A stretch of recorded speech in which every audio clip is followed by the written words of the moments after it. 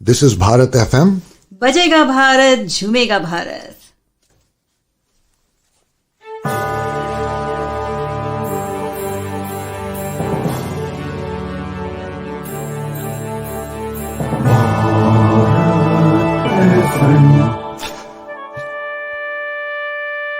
ये है भारत FM. बजेगा Bharat, झूमेगा Bharat.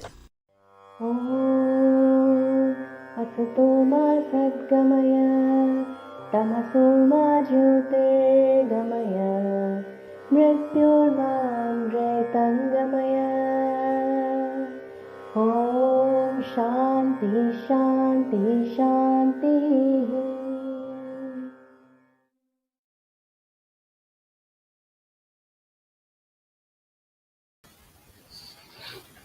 Namaskar, hello. A very warm welcome to everyone in the first episode of the Tree of Life Season 2. We are back with the new season, all because of the constant pushing by our friends and viewers.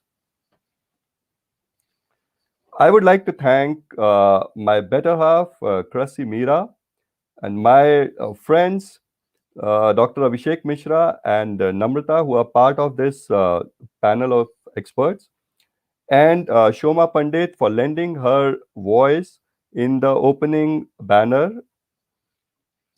And a big thanks to Bharat FM for providing us the platform to reach more audience globally. And here we are starting the Tree of Life Season 2 on the eve of the first anniversary of Bharat FM. A very happy birthday, Bharat FM. Before we move ahead with today's show, here is the recap of the Season 1 to refresh the memories of the awesome season which we had.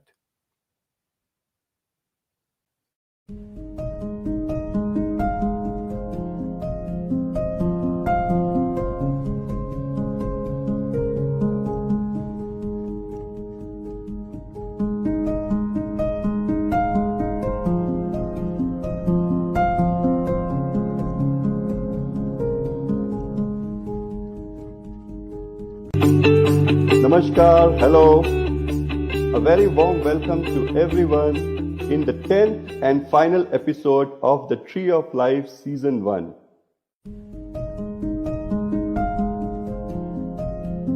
Om apavitram bha sarvang vashtang gatha beva yaha smarit pundrikaksham Sabaya yantrabha sujani.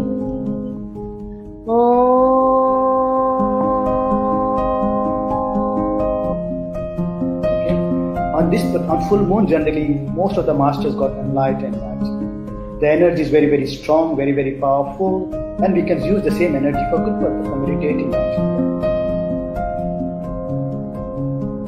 When we talk about Tree of Life, then it's not only humans, but it's also animals and plants.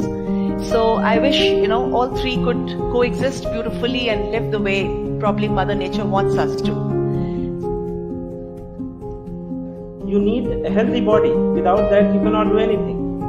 And to have a healthy body or to have a good health, you have no choice. You have to follow the basic principles of Ayurveda. Spring came and went and nobody could even appreciate it.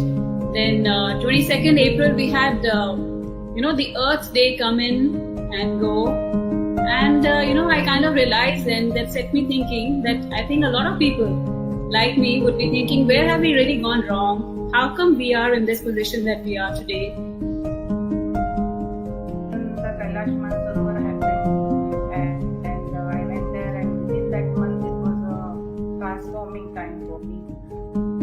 And have conversation in such a way that they are choosing thoughts and behavior that is good for them, rather than saying do this, don't do that.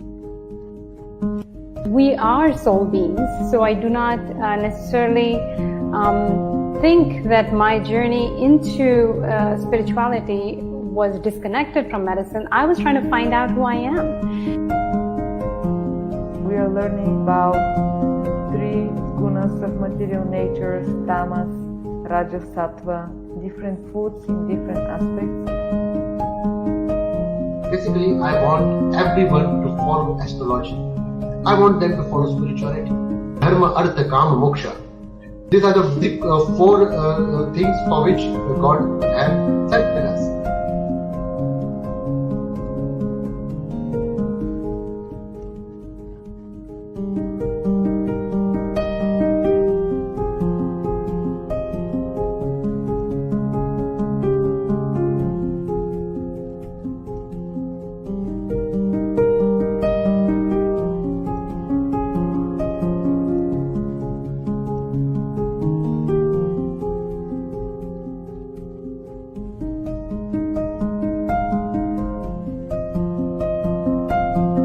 A tree grows old, yet it bears seeds that contain its very essence, and in this way, the tree becomes immortal.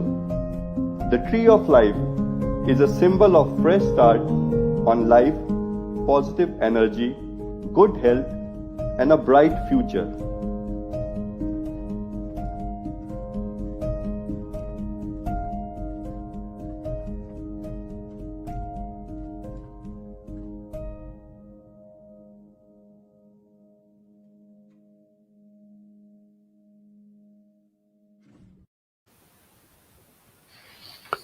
Watching the recap really made me feel nostalgic. We have a slight change in the format for season 2.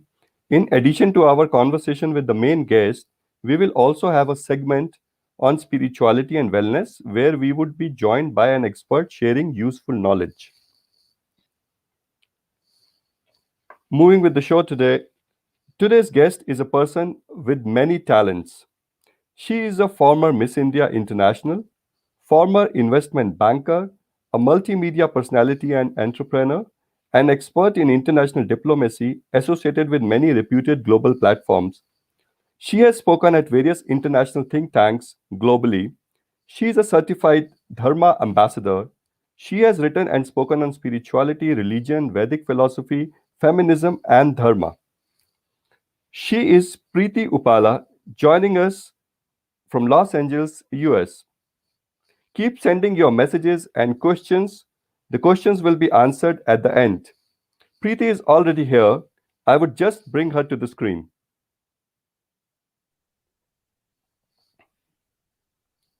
Hello, Preity. Namaste, Viveck, and Namaste. namaste to your wonderful audience. Namaskar, everyone. Thank you so much for having me. It's such a joy and a pleasure to be on the first episode of your wonderful show. And I think this is going to be an amazing season. I think the last season was pretty insightful and deep. And I think this season 2 will be even more illuminating. So I'm honored to be a part of it and definitely to kick off the series. Our pleasure. Welcome to the first episode of the season. It is my pleasure to have you here today. Preity, you have such a vast spectrum of knowledge and activities that we may need to do quite a few number of shows to cover it all. As Tree of Life is focused on the areas of spirituality, wellness, and causes, we would like to restrict ourselves on that only. But I'm sure we have many other shows running on Bharat FM who would like to cover more aspects of your life later. Okay. So, moving on with our conversation, would you like to share about your beginnings and your background, Preity? Yes, and I agree. There's so many different facets that I'm involved in, and hopefully I'll be a part of Bharat FM in some way. I can come back and speak about some other issues of my interest and passion. So my background, I have truly a very, very colorful background. I grew up in the Middle East, in Dubai, and all around actually. And my family moved to Europe very briefly before they moved to Australia, which is where I went to school. I have 2 degrees, one in IT, one in business. And then I worked as an investment banker and a management consultant in corporate Australia and also the UK and New Zealand before I gave that up to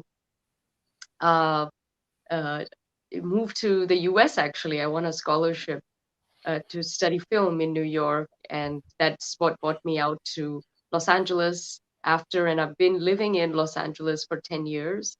And here I do many things. I work in the film industry as a producer and also an artist. I speak around the world. Uh, I am writing my first book. I also write for a lot of publications on various issues. A lot of my research has been syndicated and thankfully published in hundreds of outlets around the world. I have my own show called The Preity Experience, and I have my own podcast as well. And I'm very active on social media and so on. What else? Yes, the Dharma ambassador bit. I write and speak on Dharma globally, and that's something I'm very passionate about. And I've been doing that for several years. I'm truly a global citizen. I travel a lot. It's one of my two main passions in life is traveling, and the other is spiritual development. So whatever I do, I try to fuse the two. And it's been quite a journey, and much more to come. There are bigger goals ahead for me. I think this is a big year, and hopefully my book will be coming out either at the end of this year or early next year. And I'm involved in many other global initiatives and projects too. I have my own foundation too, although I haven't done too much of fundraising for that. I've just sort of set that up recently. So yeah, I mean, I'm very much living my dharma and being who I came here to be, trying to be love and light. And it's been a very magical and incredible journey so far. That is fantastic, Preity. So much you are doing. But while mentioning all this, you forgot to mention about your Miss India International.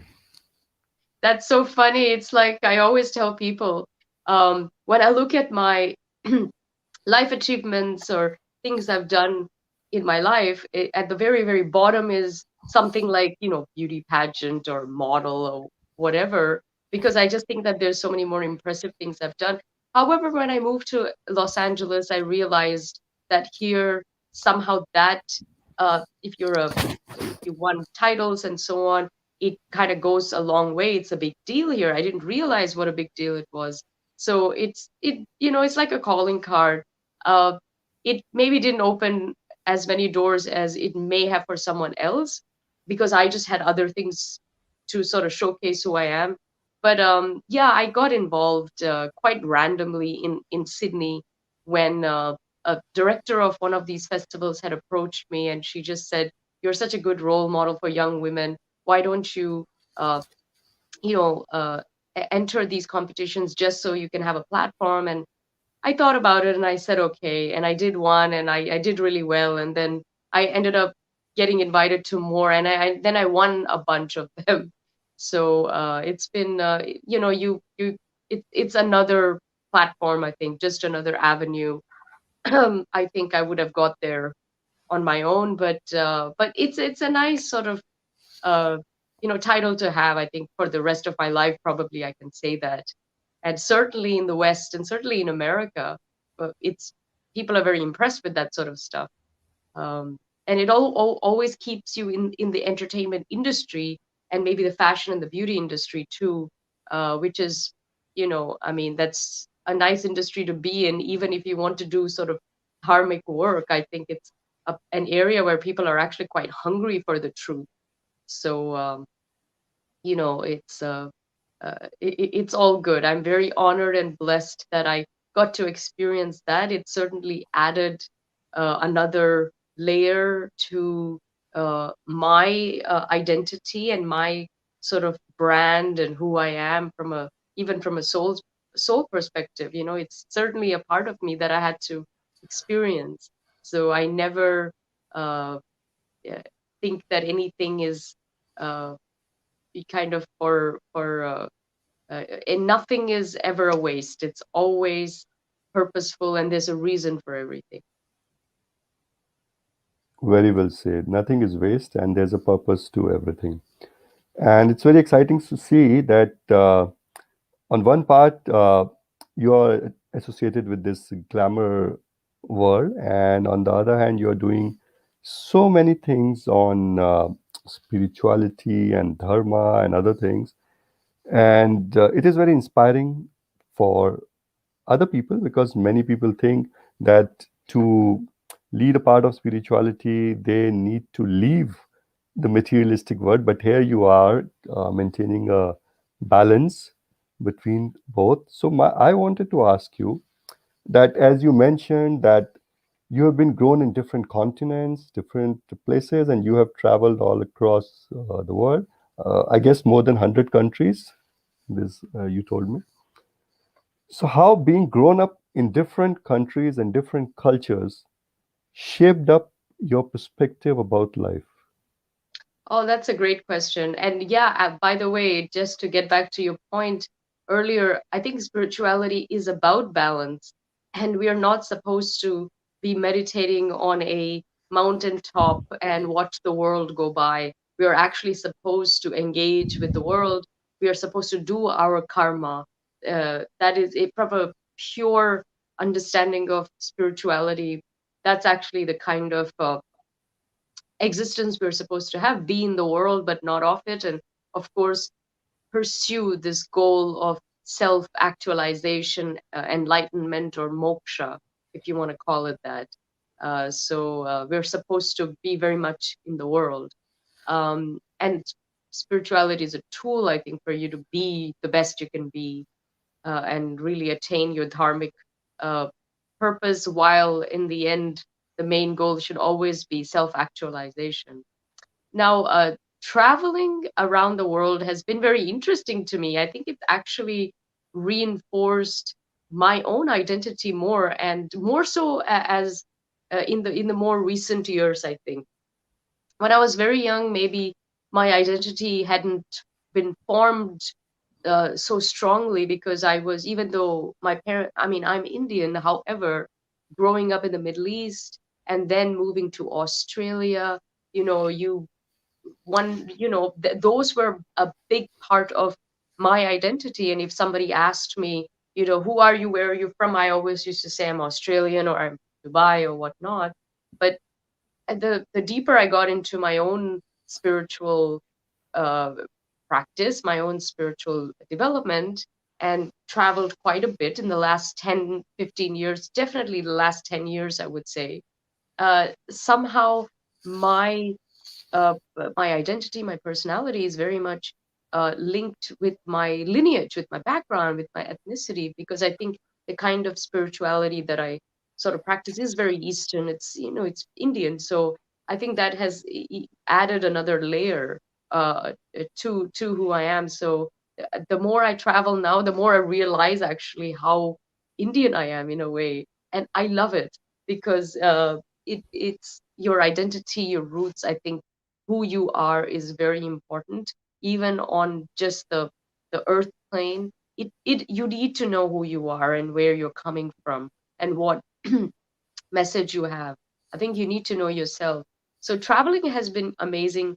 No matter where I go, people they identify where I'm from, and it's always positive, and they always have only good things to say. I must say I've been to 100 countries, and no matter where it is, people are just like, wow, I love India, or I love Indians, I love Indian food, and I like your culture, your faith, your spirituality. And you'll be surprised how many very spiritual people I've met around the world who are very much sort of who are practicing parts of our culture.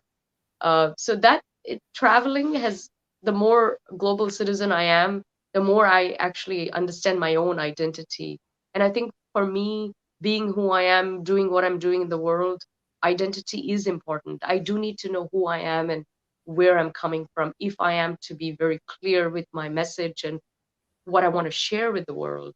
So it's given me a lot of clarity and a greater understanding and appreciation, I think, of where I come from and my ancestry and lineage, which I think is very, very helpful and very important for me too. That's wonderful to know, Preeti.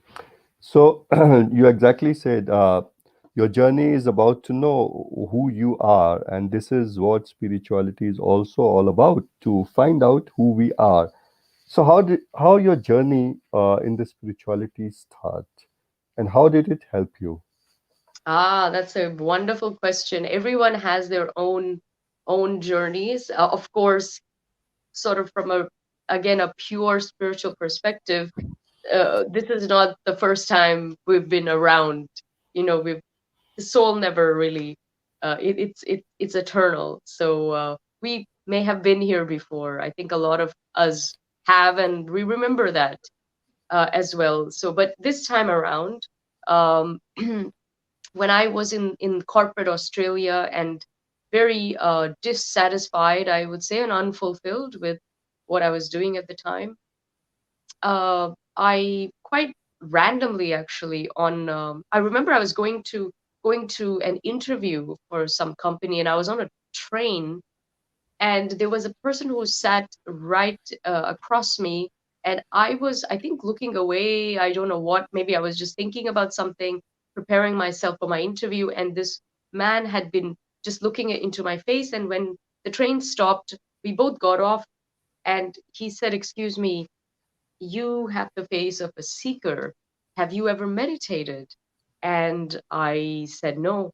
And he said, "Look, I think you're searching for some answers in your life. You should go meditate. I think it'll help you. There's this center, check it out, whatever." The center happened to actually be very close to where I was living, actually. So that evening, after my interview in the city, I came back. I actually went to this organization, this meditation center, and that was my first experience. It was very emotional. It was very powerful. I think I was uh, tearing up because we did some kind of deep guided meditation for an hour or so, and the all the inner voice that was the first time I heard my inner voice. And then I started doing that regularly, and then I got into yoga and so many other facets of spirituality. And then when I moved to Los Angeles, it's different, whole new world here. This is really the hub of new age, philosophy in the world, which is great. And when you look at the sort of spirituality in the West, it's very much Indian spirituality. It's Eastern philosophy, all those wonderful facets. And so I felt right at home. I got connected to a lot of teachers and speakers, authors, uh, healers here, and people deep into the practice, some very knowledgeable people. Very, very lucky to have had darshan with some great gurus who traveled to the US. They always came to LA, they still do. And I got connected to various actually schools, spiritual schools and organizations here. There are so many. And got to sit in with their programs and listen to their talks and so on, and just know for myself what is the truth for me. And all of this also ties back into my own cultural background anyway. It's all the same thing. So I think we're very lucky in that way, because it's very much part of our DNA. It's, I think, when you are a Westerner or a foreigner, you have to really come outside your your life, your thinking, to venture out there and try to find the truth for yourself. But I think as an Indian, in some way, we're so lucky, because we sort of we're born into this. I mean, it's a shame that some people are disconnected with their own culture, and some, if they're lucky, they get reconnected to it. Some kind of never do, but the majority of people have. There is some kind of connect, which is great, and that's why whenever I come to India, I think I find a kind of peace, acceptance, surrender that I don't find even in the most developed countries. And I find some kind of serenity and a smile and a kind of almost a joy here that I don't find even with the most wealthiest people in in the most developed of countries, because I think here it's very real, very organic. It's coming from the heart, and maybe small things here make one very, very happy, and you're very much in connection with nature, I think, and other sentient beings and so on, which is great. So for me, how has it been helpful? It's been extremely helpful. It's been the greatest tool, I think, whether I'm in Hollywood or in the beauty industry, or speaking or talking about politics or sports or culture, food, travel, anything. Who I am is the foundation of my core, and I bring my my spiritual outlook to everything that I do. And I think the most important thing it's taught me is about Maya, the illusion of life, to be in the world but not of it, to be detached, uh, really enjoy what is offered, but know what's real in the end. I think, especially if you think about Hollywood and Los Angeles in the film business, it's all Maya. It's the most Maya place you can find in the world. And I'm right here in the middle of it all, trying to really be grounded and clear, and not get caught up in the muck of it all, because it's like a tsunami. It just sweeps you away into its delusion and chaos, and almost everybody gets sucked into it. You have to be very, very um, careful to not do that. But I can say that in the 10 years I've been living here, I've kept my feet firmly on the ground. And also it gives you confidence when, traveling around the world, speaking in front of strangers and meeting all sorts of great inspirational thought leaders and so on. I always hold my own. I'm confident. There's a deep confidence of who I am on a soul level too. I'm not intimidated by anyone. I don't think anybody's better than me. I have my place in the world, as do they. So I think that's very important if you are trying to especially do what I'm doing. You need to really be very rooted, I think, and clear, and have certainty of a lot of things. And that to me has come from the spiritual tools, and also be peaceful no matter what. I think more and more this is such a chaotic world. So I think whatever spiritual tools you can use to be peaceful, to be content, to be joyful is so important, and so few people have it, regardless of the level of success that they have, that they're enjoying out here. This is what I've noticed in Hollywood, and sadly, it's a bit of a fad here, where whether it's yoga or TM meditation, people kind of get into it because they're stressed and they don't really do it with the right sincerity. And after some months or some years, they give it up. They think it doesn't work, and then they go try to find something else. But people are hopping around trying to find some modality that works for them, or a school of thought that works for them. So it's kind of very strange, I think, what's going on even in the so-called spiritual world out here in especially in California. So but I get a feeling that what's real is going to remain, because the truth always triumphs, and whatever is insincere and not quite very genuine and organic, it seems to be slipping away. I see this very clearly. That's wonderful to hear, Preity. We are getting some messages I would like to just put on the screen. Okay, so wonderful. Looking forward to a great series. Thank you.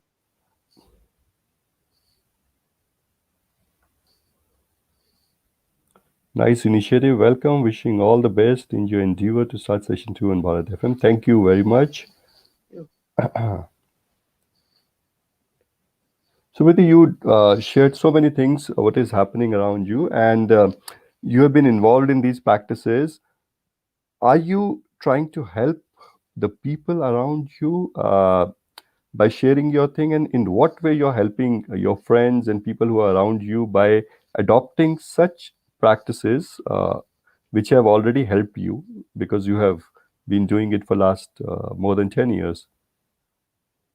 Yes, I think, different people sort of share some of their spiritual journey and path in different ways. For me, I try to do it by example of who I am, my actions, my behavior. I think what I do have that is unique about me is obviously my who I am, my background, all of that. It's sort of when people meet me, they immediately we get into a conversation about where I'm from and my sort of tradition, culture, and all of. Luckily, my spirituality is very much intertwined with that. If it wasn't, then it would be a very different case. But for me, it's all very aligned.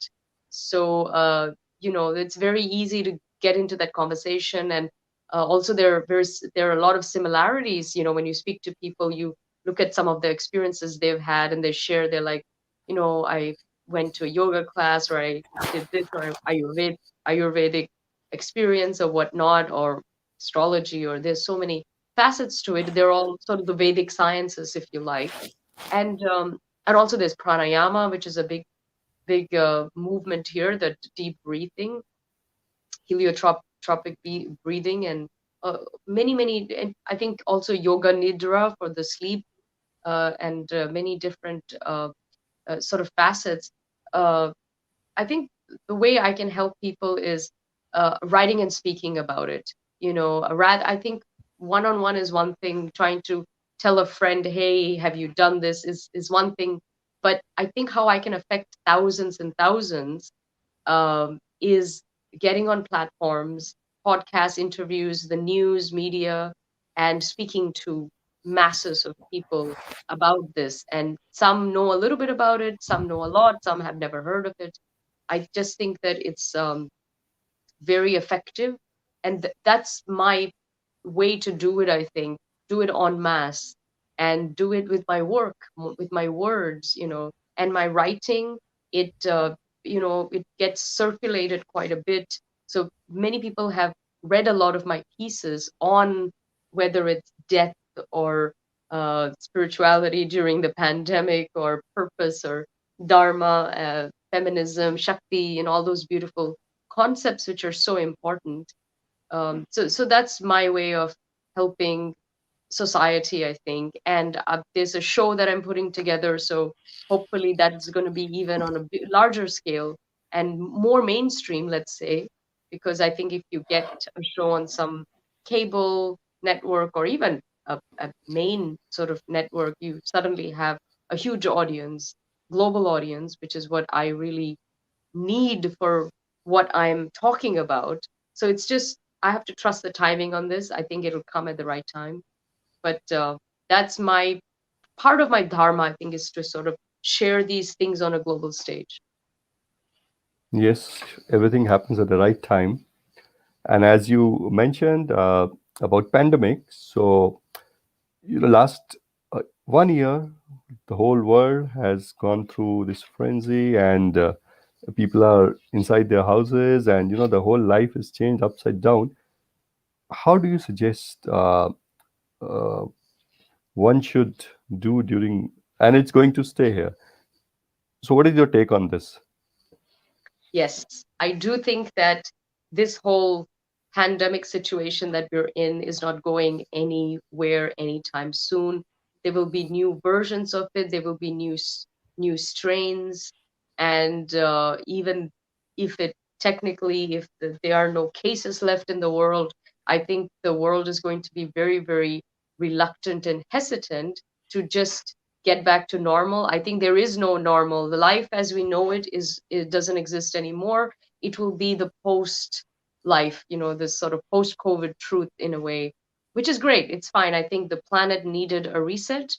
Absolutely, Mother Nature did in some ways. The air, the oceans have gotten a break that they have been asking for such a long time, which I think is actually a very good thing.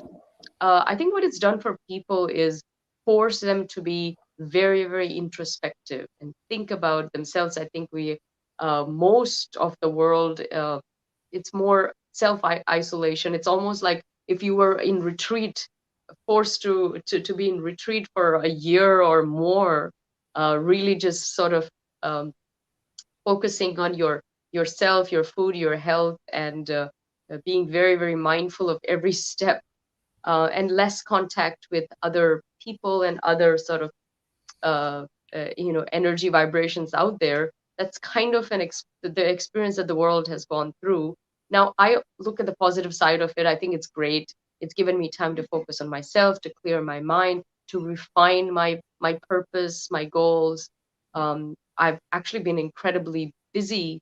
Last year I did more last year than I did probably the last 5 years put together, just because I had intent, I was clear, I took the opportunity. I think the one good thing with the COVID is the noise is gone, because I think before that everybody had something to say and there was just a lot of gunk out there, and now it's only the true voices of truth and sanity and logic that can be heard, and it's those voices that are also getting a platform in so many ways. So I think that's great. I think how the world can cope with it is going within is good. Focus on breathing. I think this is a great time to read a lot. And also, if you've never practiced, whether it's yoga or any certain kind of meditation practice, this would be a great time for that, because moving forward, you will be needing a lot of that for your sanity and to keep your mind, body, and spirit aligned and in balance. So I think this is a time for people who are new to this kind of world to get in, and people who are already doing, they can just continue and maybe elevate their practice as well, because you get very good results, I think, during this time. It's very evident. And then those people that don't have any tools, there's a lot of mental depression and all kinds of mental issues that I'm seeing globally, and people are not coping well with this pandemic at all. So I think just to be sane, you need some tools. And I think the spiritual tools are available to you, and a lot of times they don't even cost you. It's not some expensive pill or some expensive lifestyle that you need to kind of feel at peace. I think it's available to you. It's just you need to do the right thing Yeah, for yourself, very and well. you need to take care of yourself. Yes, Preeti. There are two questions coming. I will put one by one. Okay. Okay.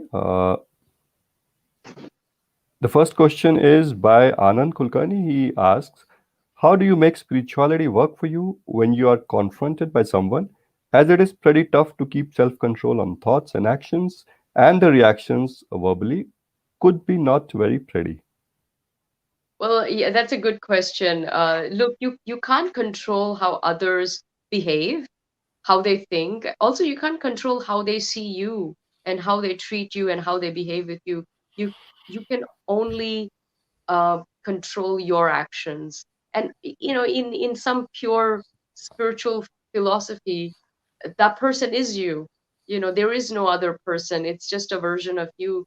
So if you are not seeing what you like out there in the big world, you have to understand that they are just facets of yourself that you don't like. I mean, that's sort of that's an extreme way of looking at it, because there are obviously people out there with motives and intentions, and their level of understanding might not be very deep or very high.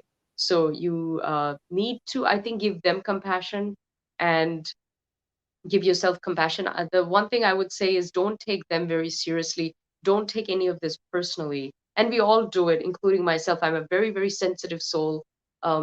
Sadly, the more spiritual you get, you actually get very sensitive. You get very sort of conscientious, and things affect you, because you're trying to be a better human being and trying to be the best you can be. So when someone is rude or abrasive, it hurts, because you think, I'm putting an effort to be better, and why is the world coming down on me?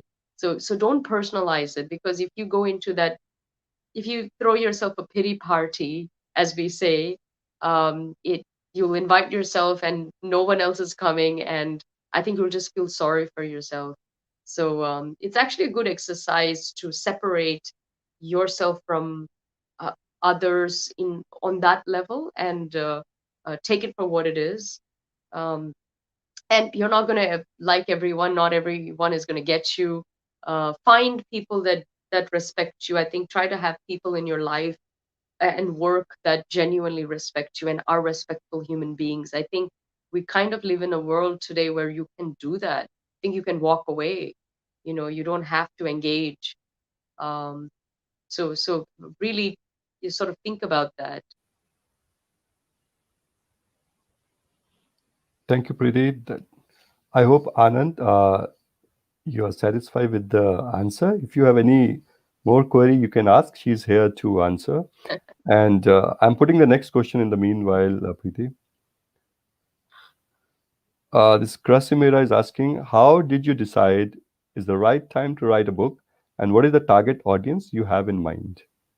This is great. Well, in my case, I started writing a spiritual travel memoir many years ago, pretty much when I moved here, because I had been to so many countries, and I thought there's definitely a book in this. And I had a journal, and I was writing with a view to sort of write about my travels around the world and what they taught me and so on. But it's recently I was speaking a lot about Shakti, which is Indic dharmic feminism, because look, feminism is a hot topic in the world today. It's when you think about equality, human rights, especially women's equality, parity, gender balance, all those things are the most important, or at least society has made them the most important um, topic, issue, problem to tackle. And I found myself in conversations about feminism in the West, whether it's working, whether it's not working, which made me think about other kinds of feminism, including feminism in the East, and especially Vedic, Indic feminism or dharmic feminism. So this whole concept of Shakti and Shiva Shakti and all of that. And so I went into a lot of research, and I realized how different they were. And I thought this is a great book about how Indic feminism, or I like to call it dharmic feminism, how that's different from what's going on here in the West. And I think the world can learn a lot by India, Indian scriptures, Indian sort of history and lineage. Even in this specific issue, there's a lot to learn about gender balance, Shiva Shakti, yin yang, the beautiful dance of the sexes. And I think both the sexes have their place in society, and they don't encroach on each other's space. And it's not about rights, but it's more about duty. Very, very different in nature, and I think the world needs it. So that's my book, and so it came very organic. I just thought this is a book that needs to come out. The timing was when I was ready. The time came, and then the target audience is, I don't think it's just women. I think it's men too, who have a lot of questions about this whole feminism thing and how to make it work with their spouse, partner, colleague, to women in their life in general. So it sort of came very organically. Thank you, Preeti. There are more messages for you. I will display. This is Anand's reply to your answer. Thank you. And great going. We are watching the show with keen interest. All the best. Thank you very much.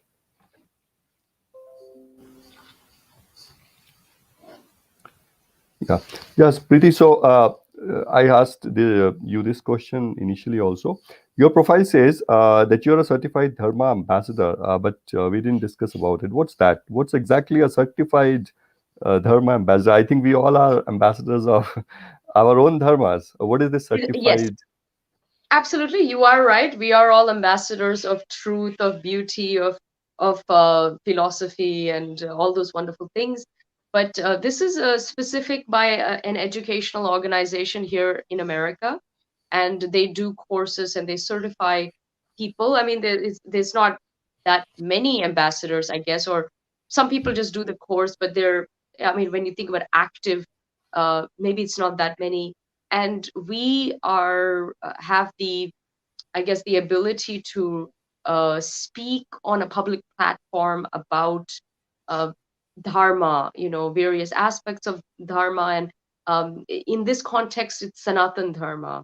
So it's more specific. There is a background, there's a civilizational history, and so on. The tenets, principles, how we use it in the world, questions that people have. So I could go to a school, I could go to a university, any not for profit, or any religious institution, any interfaith institution, and speak from this perspective, from the Sanatan Dharma perspective.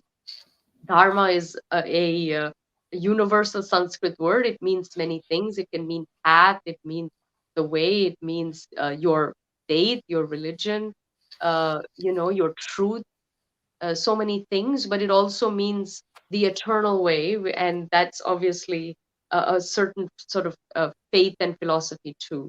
So when I say I'm a certified Dharma ambassador, it's coming from that place.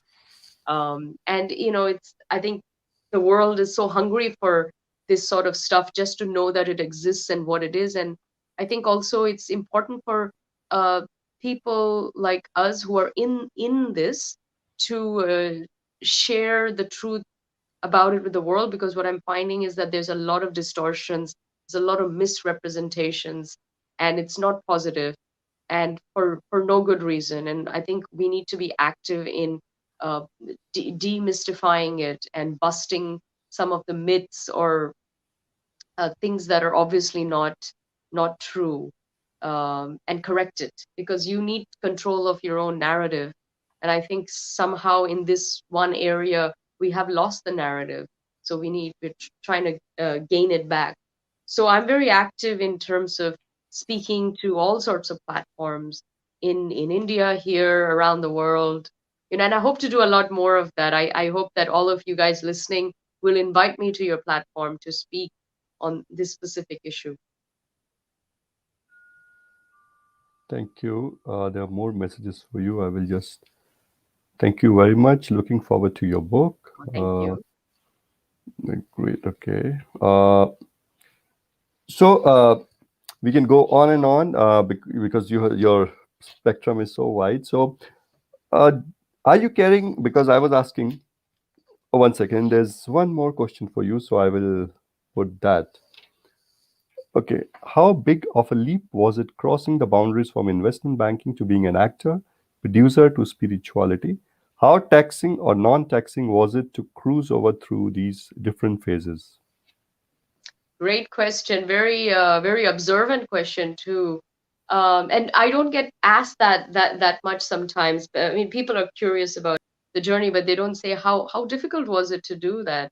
The jump from banking and corporate world to the entertainment industry, the creative industry, was, believe it or not, was actually easier. I mean, it was a bigger leap that I took, because I moved from Australia to America, to the other side of the world, by myself. And I didn't know anybody in America, and I had never been here. So from that perspective, I think the physical leap was bigger. The mental leap was very simple. I was not happy with what I was doing, and I knew that there was more to life. So it came very organically. And when I made that decision in my heart, it felt right.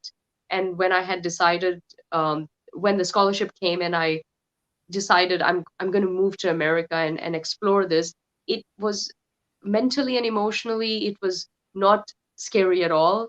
But I think the physical move was pretty drastic, I would say.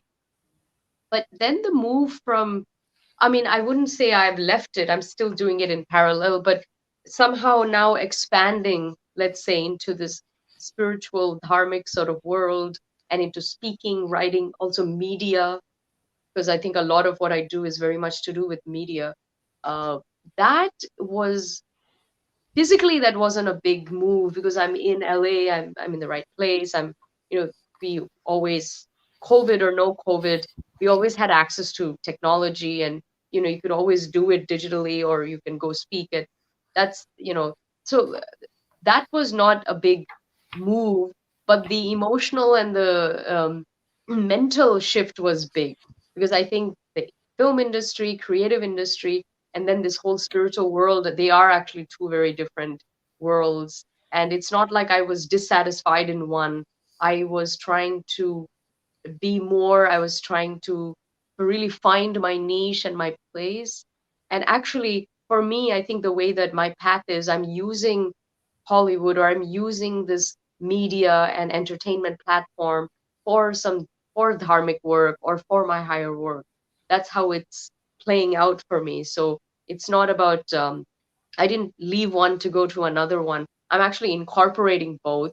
That's actually trickier than it sounds, because also the kind of people that you deal with and so on. So the answer to your question is, I think it took big leaps of faith, a lot of confidence, also a lot of support from my, my family, people who care about me, who obviously gave me their blessings, and they want to see me thrive and flourish, and they're very proud also of what I've done so far, I live for that, Preeti, that's awesome. And I have a concluding question for today. We talked about a lot of things, and you are fortunate to being in this position where you can influence many all around the world. Okay, and not everybody is not like that. Okay, people, they don't have that much of power which you have by the grace of God. So considering all this, what is your message to people who are looking forward to you, because you are an icon and people look to you for inspiration? Obviously everybody is not as fortunate and as talented as you. What is your message for everybody, and for young people, what they can do to adopt these spiritual practices and all other, they have goals and keep a balance in their life? So what is your final message, keeping all these things in regard? I hope I'm Wonderful able to put question. this question. Yeah, great question. It's so important. That's what the $64 million question is, who are we? Why are we here? Where are we going? My message to the world is to think about who you are and why you're here on this planet. You are here for a reason. Nothing is by accident. We're fortunate to be incarnate, let's say, or manifest in this form that you're in at this particular point in history, and you have much to share, and you have something to give, and your job is to find out what that is, and whether that is through meditation, self introspection, guidance, clarity, whatever modality, however you get there is not important, but the important thing is that you do some reflection on that, and you explore that, and you find out why you are here. And then once you know your purpose here, you have to live it, you have to fulfill it, which is not always easy. You'll have a lot of obstacles, so that's one message. But also, I think post COVID, to realize that this is a very illusory world out here. Don't be attached to anything. I think COVID has taught us not to be attached to a lot of mundane physical things that we used to be attached to for decades. And suddenly it's not, it's the new normal is not that. And in a way it's good, because we have new sort of realities of life and living, and to know what's really important, which is your inner peace, your inner journey, the inner life, so to speak, is important, and ultimately the self-actualization, right? So I think COVID is teaching us that you have to be yourself. I think the one message I can also give is, people want you, they don't want you as someone else. Be yourself, because everyone else is taken. Be the best version of you, be the most authentic version of you. I think I've succeeded in life. I have been able to do many things in my life with great confidence, and power, because I was never pretending to be anything that I'm not. I have never done things just for the hell of it. I have always been myself. I've come with integrity, authenticity, honesty. I'm true to myself.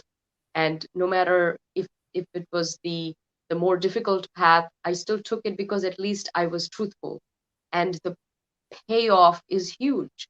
I think almost everything I've tried, I've been successful in because of that. And people can see it. And ultimately, in the long run, it'll all work out, regardless of how difficult it seems in the short term. So that's my view especially for women. I think media, magazines, they are showing you images of what you should look like, be like, talk like, think like, and that's just a projection. Don't follow that, because that can take you down the rabbit hole, so to speak. You have to be yourself. So be proud of all the flaws and who you are.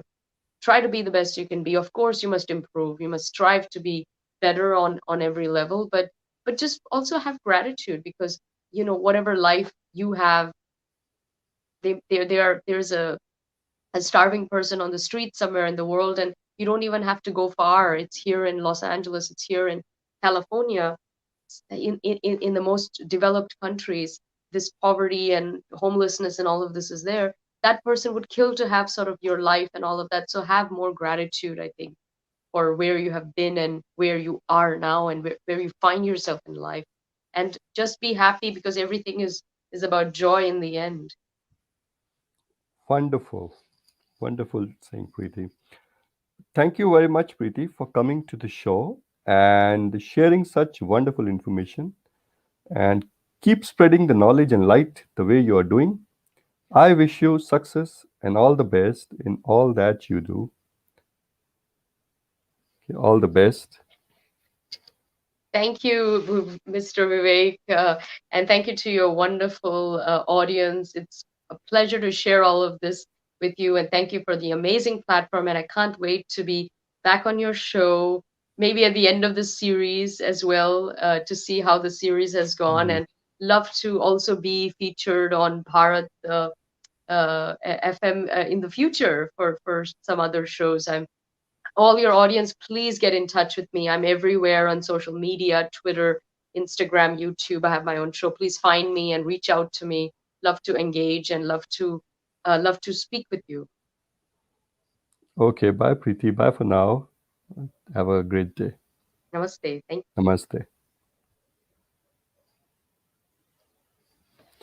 That was an awesome session with Preity Upala. For our next segment, we have a Dr. Abhishek Mishra, who is an Ayurvedic doctor based in Sofia, Bulgaria, sharing some important health tips. Over to Dr. Abhishek Mishra now. Hello friend, namaskar. Today I'll talk about anxiety or anxiety depression, especially which develops during winter. I'll give you a few very effective tips to tackle it, to handle it, to cure it without medication. See, as the winter comes, our social life, especially going out, meeting with people, it reduces a lot. Anxiety, many times people develop a lot of, anxiety, fear, insecurity, and many people, they cannot even go to bed and they cannot sleep. So how to tackle it without medication? Because those who have past history of depression and anxiety, this may also get aggravated during winter. Few simple tips. Try to be active. As you cannot go out, there are few very effective breathing technique, few very effective yoga technique, very effective Ayurvedic supplements, that can cure this problem without taking any chemical pills or medication. First thing, as during winter there is no sun outside, because without sun our energy blocks. So try to activate your own solar plexus. Morning start your day with little bit strong drink. How to start it? Take a spoon of ginger juice, dissolve in a glass of hot water, drink it. This activate your solar energy. Then do sun salutation exercise. Very good. Activate blood circulation, activate lymphatic circulation, and you feel charged up. 5 rounds, 10 rounds, 20 rounds, as many rounds you feel like to do it. Then relax. Do some other breathing techniques like Kapalbhati, Bhastrika, Nadi Shodhana Pranayama. It's a very good relaxing technique. Nadi Shodhana Pranayama followed by Bhramari Pranayama. This Bhramari Pranayama and Nadi Shodhana Pranayama is also called alternate breathing. So Nadi Shodhana Pranayama is also good to be done before going to bed, followed by Bhramari Pranayama. These two pranayamas relaxes the nervous system. You will feel more relaxed. Sun salutation exercise or Surya Namaskar, Kapalbhati and Bhastrika activate the energy process, so you feel charged. And these two, Bhramari and Pranayama and Nadi Shodhana Pranayama, calms down the nervous system, relaxes a lot. So when your nervous system is relaxed, you don't feel that much restless. Then try to eat cooked food. Don't eat raw. Cooked food, warm food. Massage your body regularly. Full body massage with warm sesame oil. Before going to take shower, massage your body by yourself. Self massage. Nicely massage for 5 to 10 minutes. Go to take shower, warm shower, get out. Again apply coconut oil or olive oil. Then feet massage. Every night before going to sleep, massage your feet. These both will relax your whole nervous system and you will fall asleep very easily. You will not feel anxious. Then there are very good herbs and spices. Turmeric is the best medicine which relaxes the nervous system. It repairs, the brain functions. It protects us, to get from many brain related disorders. 1 teaspoon turmeric powder you may mix with honey. Eat it before going to sleep. Very good herbs. Brahmi, Bacopa muneri are also Centella asiatica. These both are called as a Brahmi. You may consume them. Shankhapushpi, Convolvulus pluricalis is a very good herb. Ashwagandha, Vidhania somnifera. These are the few herbs. You can take them every time when the winter comes. They are very good herbs. Relaxes nervous system, especially Brahmi. Give you very good sleep. It relaxes you, it removes the anxiety, and the same work is done by Shankhapushpi. Shankhapushpi gives good concentration, relaxes the nervous system, and you don't feel anxious, fear and depressive feeling.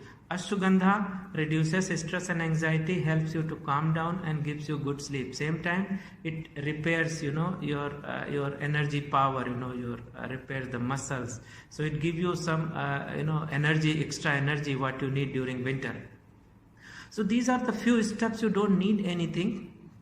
Just keep doing yoga, meditation, and take these herbs and supplements, and no problem will happen to the winter. Your winter is perfectly okay.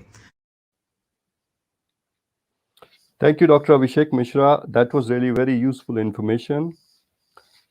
Friends, recently I watched a movie called Aeronauts and came across a wonderful thought that I would like to share with you all. In this life, few are given the chance to change the world.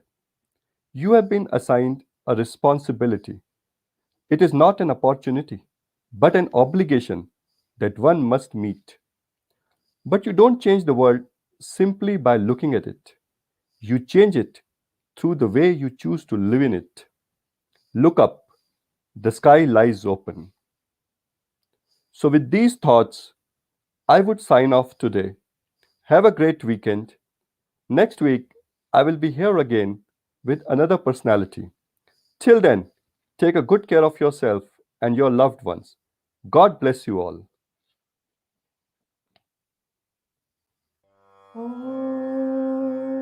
असतो मा सद्गमय तमसो मा ज्योतिर्गमय मृत्युर्मामृतङ्गमय